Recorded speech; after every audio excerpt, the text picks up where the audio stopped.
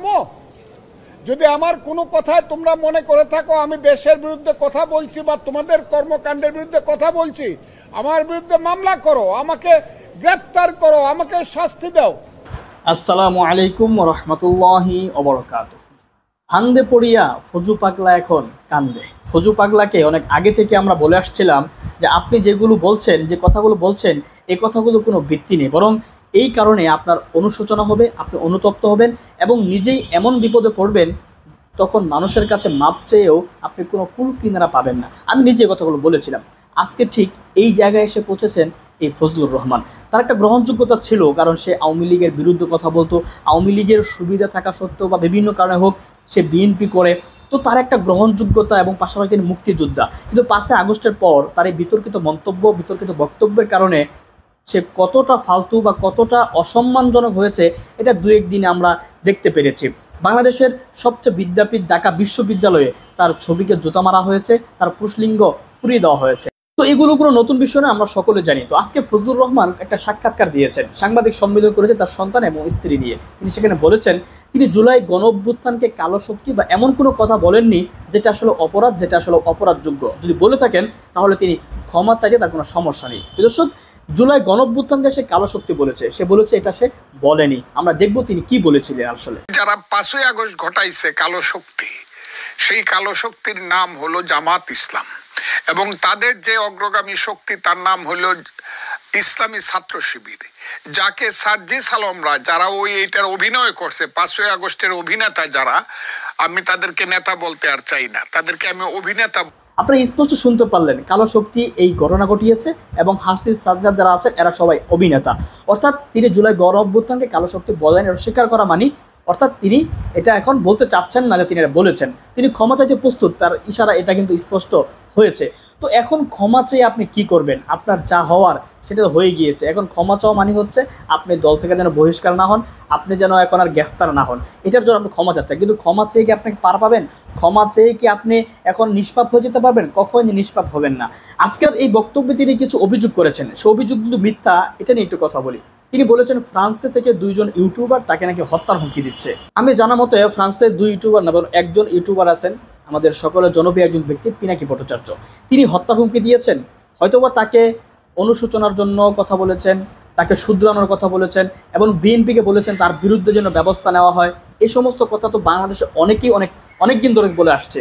তো এটা তো হত্যা হুমকি নয়, এটা শুধু বানোয়াট এবং একটি মিথ্যা কথা। পিনাকি ভট্টাচার্য তার পোস্টের মাধ্যমে আজকে ক্লিয়ার করেছেন হত্যার হুমকি তাকে কেউ দেয়নি, বরং এটাকে সে এখন পুঁজি করে হয়তোবা নতুন কোনো ইস্যু তৈরি করার চেষ্টা করছিল, কিন্তু মানুষ এটা খায়নি। আমরা দেখেছি তিনি বলেছেন তার বাসার সামনে গিয়ে তাকে হত্যার হুমকি দেওয়া হচ্ছে, এই কথাটাও তিনি মিথ্যা বলেছেন। আমি শুনলাম স্লোগান হচ্ছে কয়েকটা, আমি দেখলাম উপর থেকে 7 থেকে 8 জন ছেলে মেয়ে স্লোগান দিচ্ছে, খুব বিশ্রী স্লোগান, ফজলুকে হত্যা করো, ফজলুর রহমানকে গ্রেফতার করো, ইত্যাদি ইত্যাদি। তার বাসার সামনে তাকে গ্রেফতারের জন্য এবং বিএনপি থেকে বহিষ্কারের জন্য ছাত্ররা স্লোগান দিয়েছে এবং কিছু স্লোগান দিয়েছে, যেই স্লোগানগুলোর উপযুক্ত এই ফজলুর রহমান, বরং তাকে একবারও হত্যার হুমকি দেওয়া হয়নি, কারণ সে বলেছেন তাকে হত্যার হুমকি দেওয়া হয়েছে। অতএব সম্পূর্ণ মিথ্যা এবং বানোয়ার কথা তিনি বলেছেন।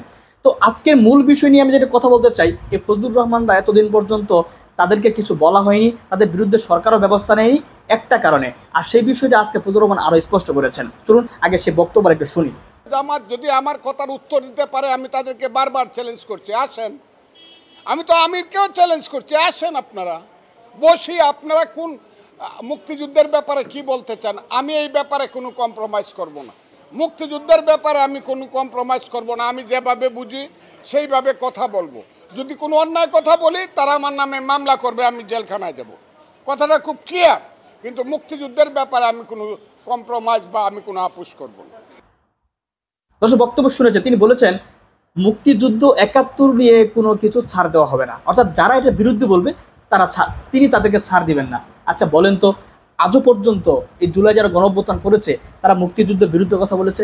তারা কখনো বলেছে মুক্তিযুদ্ধ বাদ জুলাই হচ্ছে সবচেয়ে বড় আমাদের বিজয়? এখন এমন কথা বলেছে? বরং প্রত্যেকে বলে আসছে জুলাই হচ্ছে মুক্তিযুদ্ধের একটা ধারাবাহিকতা, 71-এ মুক্তিযুদ্ধ জুলাইয়ের অনুপ্রেরণা, এমন অনেকে বলেছে।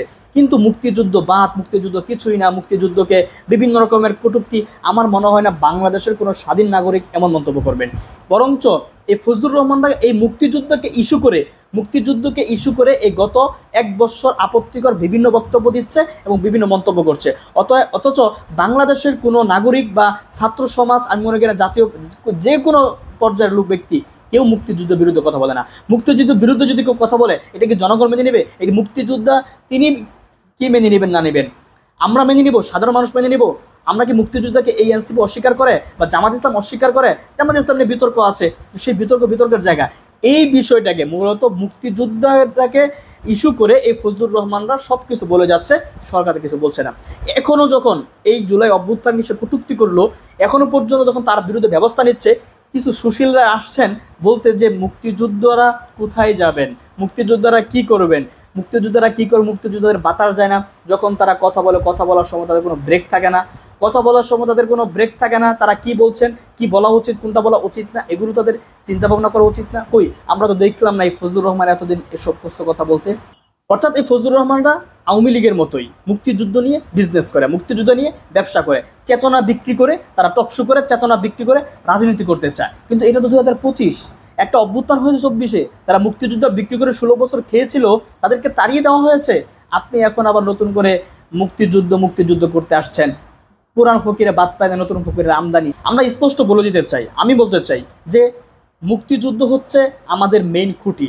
মুক্তিযুদ্ধের অনুপ্রেরণাই 24-এর অভ্যুত্থান হয়েছে।